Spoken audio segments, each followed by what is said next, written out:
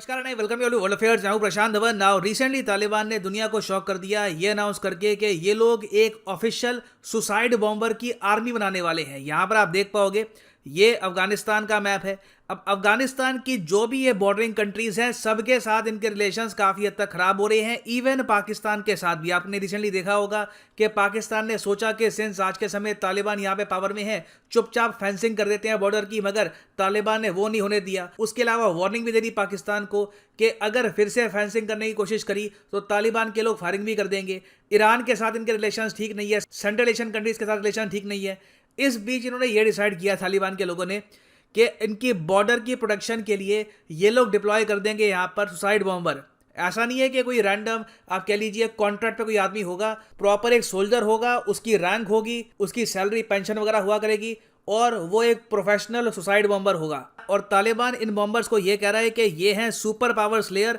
Reason इसका यही है क्योंकि सिंस ये मानते हैं कि यूएस जा चुका है अफगानिस्तान से, तो इसी टेक्निक से इन्होंने एक सुपर पावर को हरा दिया था। तो आज के समय इन बॉम्बर्स को टाइटल दे दिया है तालिबान ने सुपर पावर स्लेयर। उसके अलावा जो स्पेशल बटालियन यहाँ पर क्रिएट करी गई है सुसाइड बॉम्बर्स की, इसका नाम है लश्कर मंसूरी। अब देखो प्रॉब्लम यहाँ पर ये है, दुनिया भर के लोग शॉक यहाँ पर इसलिए है, एक तरीके से ये लोग मेन स्ट्रीम कर रहे हैं सुसाइड बॉम्बिंग को। ये लोग लिटरली यहाँ पर सुसाइड बॉम्बर्स की आर्मी क्रिएट कर रहे हैं। पहली बात तो ये एक ग्रॉस वायलेशन है बहुत ही बेसिक ह्यूमन राइट्स की। और आप इतिहास में देखो तो सुसाइड बॉम्बर्स को हम लोगों ने एक्चुअली दुनिया में किसी भी कंट्री ने यूज करना बहुत ही लंबे समय से बंद कर दिया है। मैं पहले ये चाहता हूं कि सुसाइड अटैकर्स की जो हिस्ट्री है ये पहले आप जान ले। हिस्ट्री का जो पहला सुसाइड बॉम्बर था वो बताया जाता है कि रशिया में था, मगर बाद में आप कह सकते हैं मॉडर्न वॉरफेयर में सुसाइड बॉम्बिंग को एक्सटेंसिवली दो देशों ने यूज किया है। एक है चाइना और दूसरा देश है यहाँ पर जापान। दोनों ने हालांकि अलग तरीके से यूज किया है सुसाइड बॉम्बिंग को। वर्ल्ड वॉर 2 में आप अगर देखो तो जब जापान ने बहुत ही बड़े स्केल पर अटैक लॉन्च कर दिया था चाइना पर और एक के बाद एक इनकी बहुत सारी जमीनें कब्जा रहे थे, उस वक्त चाइना ने मजबूरी में आकर कुछ सुसाइड बॉम्बर तैयार किए थे। यहाँ पर ऐसा नहीं था कि कई 200 300 या फिर हजारों इनके सुसाइड बॉम्बर थे। ऐसा था कि बस लाखों में से एक आदमी मिलता था जिसके आसपास ये बांधते थे डायनामाइट। और इसको भी ये कहा जाता था कि जब गोलियां लग जाए, कुछ और तुम नहीं कर पा रहे, तभी दुश्मन के टैंक के पास जाकर या फिर दुश्मन के सोल्जर्स के पास जाकर ये ब्लास्ट कर देना। और आप अगर बैटल ऑफ शंघाई को देखो जो नैनकिंग मैसेकर से पहले हुई थी, तो उस टाइम चाइनीज सोल्जर्स ने काफी सुसाइड बॉम्ब ब्लास्ट किए थे अगेंस्ट जापानीज, मगर ज्यादा इसका कुछ इम्पैक्ट हो नहीं पाया। फिर हम बात करते हैं जापानीज लोगों की। इन्होंने और तरीके से सुसाइड बॉम्बिंग को यूज किया। वर्ल्ड वॉर 2 में आपको पता होगा जापान लड़ रहा था यूनाइटेड स्टेट्स ऑफ अमेरिका और एलाइड फोर्सेस के अगेंस्ट। इस दौरान जापान ने एक नया रिचुअल बनाया, लिटरली इसको रिचुअल ही कहते थे। इसका नाम था कामाकाजी। कामाकाजी अपने आप में एक रिचुअल है, बाद में ऑफ कोर्स ये एक आदमी को भी कामाकाजी ही कहते थे। इसके अंदर क्या होता था कि एक जापानीज फाइटर पायलट अपने प्लेन में बहुत सारे एक्सप्लोसिव रखता था। उसको काम यह दिया जाता था कि पहले तो जो भी तुमको नीचे यहाँ पर शिप्स दिखती है उनकी बॉम्बिंग कर दो, उसके बाद तुमको वापस नहीं आना। उसके बाद तुमको क्या करना है, अपने देश के ऑनर के लिए, सम्मान के लिए अपना जो एक्सप्लोसिव से भरा तुम्हारा फाइटर जेट है ये दे मारना है दुश्मन की वॉरशिप पर। Suicide Corps in desperation air attacks inflicted heavy damage on American naval forces off Okinawa. This was kamikaze. It was sensational, but it could never stop the Allied advance.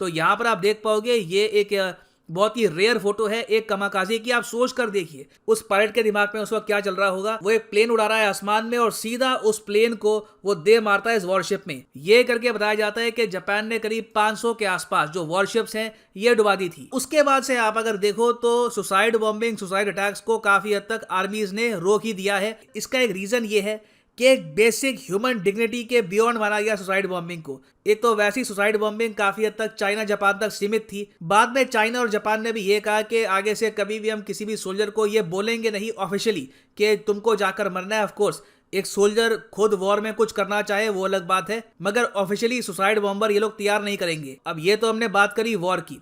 फिर हम आते हैं 1980s में। 1980s के बाद से हमने ये देखा कि जो मिडिल ईस्ट है, मिडिल ईस्ट में आता है ये सब रीजन, ईरान, इराक, सीरिया, ये सऊदी अरेबिया, अफगानिस्तान, ये जो सारा रीजन है ये मिडिल ईस्ट का पार्ट है। यहाँ पर सुसाइड बॉम्बिंग की एक लहर शुरू हो गई। और अगर ह्यूमैनिटी को सुसाइड बॉम्बिंग से सबसे ज्यादा नुकसान हुआ है तो ये मिडिल ईस्ट में ही हुआ है, या फिर आप कह सकते हैं मिडिल ईस्ट से निकले हुए जो टेररिस्ट हैं उन्होंने ये नुकसान पहुंचाया है यूरोप में, इंडिया में, यूएस में और जगह। और जो मिडिल ईस्ट से सुसाइड बॉम्बिंग स्टार्ट हुई है ये वर्ल्ड वॉर 2 की सुसाइड बॉम्बिंग से काफी डिफरेंट है। डिफरेंट इसलिए है क्योंकि चाइना और जापान के जो सैनिक थे ये अटैक करते थे वॉर में दुश्मन को, मगर जो मिडिल ईस्ट से सुसाइड बॉम्बर्स निकले हैं इन्होंने अटैक किया है काफी बार निहत्तों को।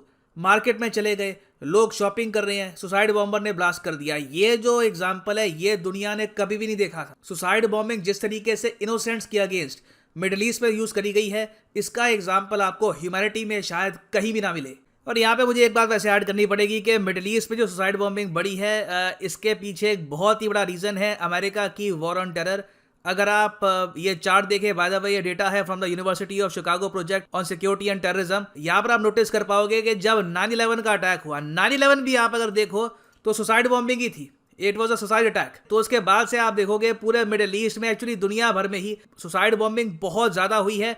और फिर जो ये लहर है ना, ऐसा नहीं है कि यहाँ पे आके डिप कर जाती है, उसके बाद इस्लामिक स्टेट वगैरह जो और टेररिस्ट ग्रुप्स है वो भी खड़े हो गए और फिर उसके बाद एक लहर आई है सुसाइड बॉम्बिंग की। मगर अब जो तालिबान कर रहा है ये बहुत डेंजरस है। इससे देखिए ये ऑलमोस्ट ग्लैमराइज करेंगे सुसाइड बॉम्बिंग को, क्योंकि अब ये लोग क्या कर रहे हैं, ना सिर्फ मेल इवन फीमेल्स को रिक्रूट कर रहे हैं एज सुसाइड बॉम्बर्स। और ये भी देखा गया रिसेंटली कि तालिबान काफी बार अपनी मिलिट्री की प्रोपेगेंडा वीडियोस भी रिलीज करता है, उनको बढ़ा चढ़ा के दिखाता है। तो इन द फ्यूचर ये जिस तरीके से सुसाइड बॉम्बर्स को ग्लैमराइज करेंगे उससे प्रॉब्लम यहाँ पर यही है कि हो सकता है कि दुनिया में बाकी जगह जो आतंकवादी संगठन है इसको ये यूज करे एज प्रोपेगेंडा फॉडर। और एक एस्पेक्ट यहाँ पर यह भी आता है कि तालिबान ने दुनिया को वादा किया था कि ये ज्यादा एक ह्यूमैनिटेरियन अप्रोच अपनाएंगे, मगर इस निर्णय से साफ पता लगता है कि तालिबान बिल्कुल भी नहीं बदला, बस ये लोग जो अपने पुराने मेथड्स थे उनको मॉडर्नाइज कर रहे हैं। अब तालिबान से आप अगर पूछोगे कि ये लोग ऐसा क्यों कर रहे हैं तो इनका तर्क यहाँ पर यह है कि अफगानिस्तान के अंदर ही इनका सबसे बड़ा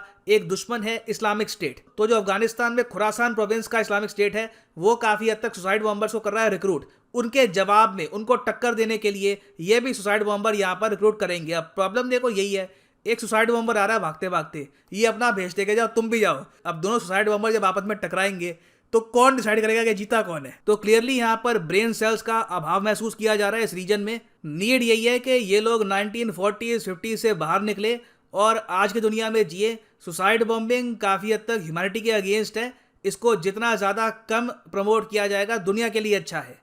और फाइनली यहाँ पर मैं ये भी ऐड कर दूं कि अगर आप यूपीएससी एग्जाम की जेन्युइनली प्रिपरेशन करना चाहते हैं तो कमेंट सेक्शन में जाओ, यहाँ पे आपको मिलेगा ये लिंक, इस लिंक पे करो क्लिक और यहाँ पे आप परचेज कर पाएंगे यूपीएससी कॉम्बो पैकेज, जिसके अंदर आप यूपीएससी प्रीलिम्स, मेंस, ऑप्शनल तीनों की तैयारी कर सकते हैं इन अ सिंगल परचेज। सिंपली यहाँ पे आपको क्लिक करना है पिक ए प्लान पर और यहाँ पे आप 24 महीने 36 महीने का जो कोर्स जो भी आपको सूट करता है आप परचेज कर सकते हैं।